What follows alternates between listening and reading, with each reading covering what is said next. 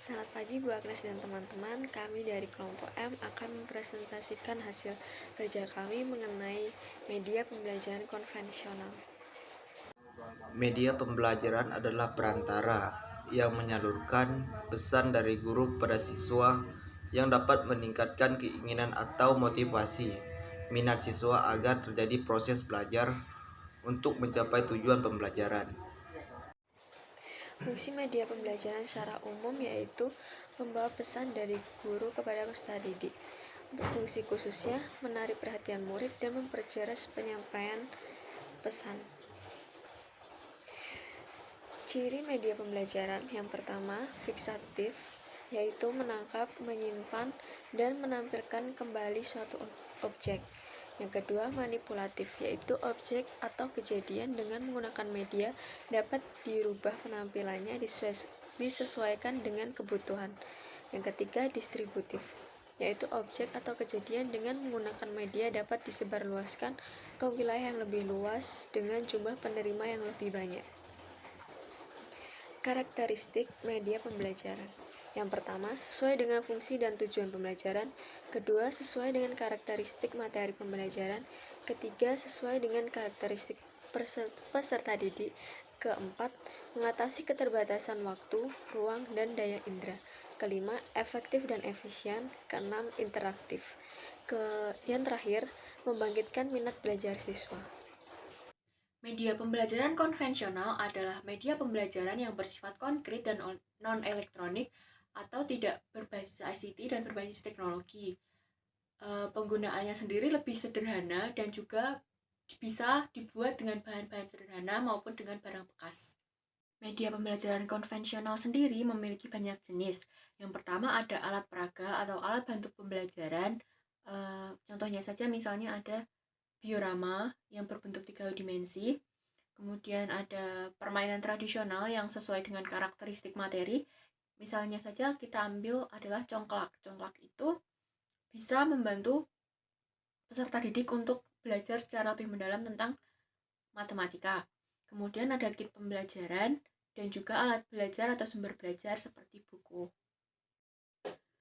Karena media pembelajaran yang konvensional itu lebih terhubung secara langsung atau berhubungan langsung dengan anak, maka ada kriteria media pembelajaran konvensional yang baik. Yang pertama adalah aman, tentu saja.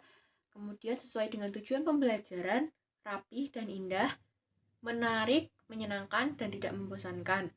Kemudian dapat digunakan individual, kelompok, klasikal. Juga yang terakhir dan sangat penting adalah menimbulkan kreativitas anak. Sehingga materi pembelajaran tidak hanya sampai di situ saja, namun bisa diolah kembali oleh anak secara kreatif. Seperti teori perkembangan kognitif menurut Viase, ada 4 tahap perkembangan kognitif anak. Yang pertama ada sensori motorik yang pada usia 0 sampai 2 tahun, kemudian praoperasional dari usia 2 sampai 7 tahun, operasional konkret dari 7 sampai 11 tahun, operasional formal umur 11 sampai 15 tahun ke atas. Menurut Viase,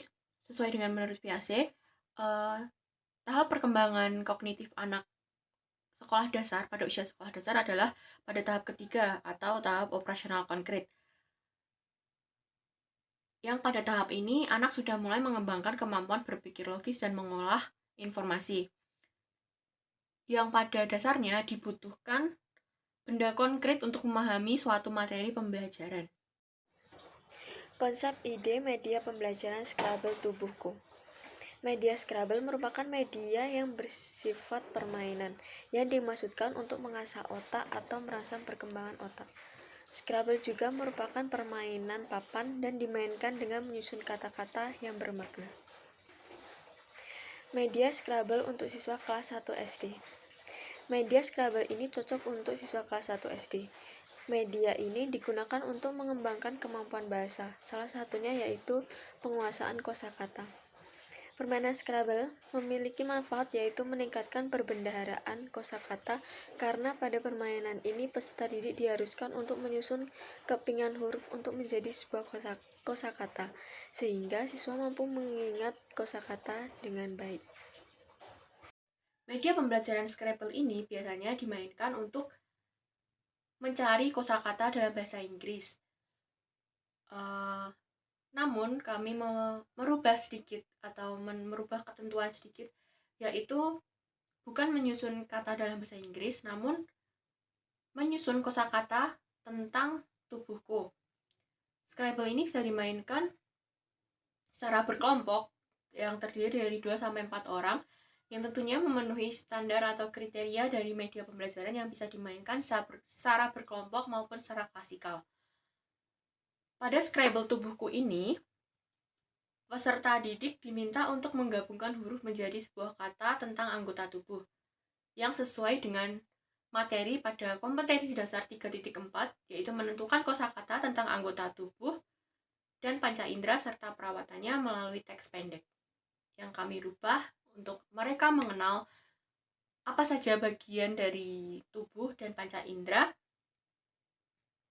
melalui dengan mereka menyusun kata-kata pada media Scrabble. Selain bisa belajar tentang bahasa Indonesia, yaitu mencari kosakata maupun IPA yang berkaitan dengan tubuhku ataupun dengan panca indera, secara tidak langsung media pembelajaran Scrabble ini membuat peserta didik juga belajar matematika, karena pada tiles yang berisi huruf-huruf itu memiliki poin-poin yang nantinya akan dihitung pada akhir dan untuk menentukan siapa yang akan memenangkan permainan tersebut. Cara bermain Scrabble.